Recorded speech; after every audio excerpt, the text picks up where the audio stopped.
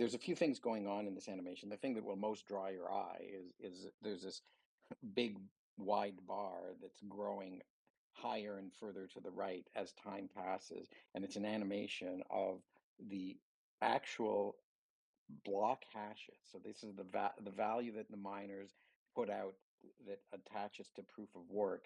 Every orange dot on here, and there's many of them, there's one for every Bitcoin block in history, shows the value of that block hash. And the proof of work difficulty that miners have to accomplish has to be below a maximum value. If it's higher than that maximum value, it's not a valid block. So all of the values for valid blocks have to be less, which is to the right of in this case, because Wicked has also got three of these values going across the top, which is in white what the minimum value must be, in orange what it was for each block, and in green what the lowest one in all history has been.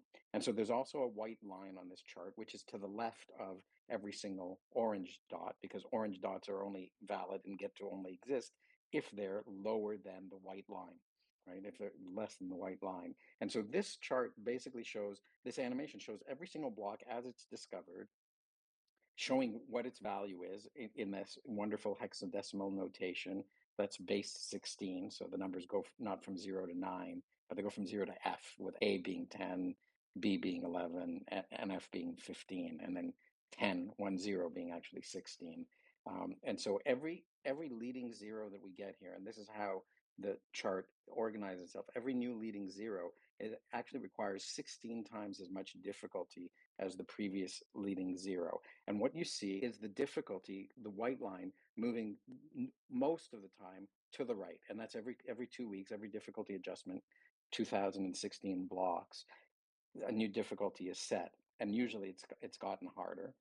And so the white line moves a little bit to the right, and all the orange blocks that are discovered need to be further to the right of where the white line now exists. There's a couple of really interesting points on this chart, which is when that white line moves to the left. Those are times when the difficulty has gotten easier. Bitcoin adjusts both ways, not only harder. The difficulty adjustment can decrease the difficulty, making it easier to find blocks. And that's happened a couple of times. It's happened shortly after halvings, when certain miners have turned their equipment off. It's happened during times when there's been other sources of curtailment. It happened when China put on a mining ban and forced all the miners to cease their activities. So there's a couple of times where, if you go to the very end of the video and pause it there, you can see there's a couple of like crooks to the left where the white line had been going up and to the right, but then started going up and to the left if difficulty decreases.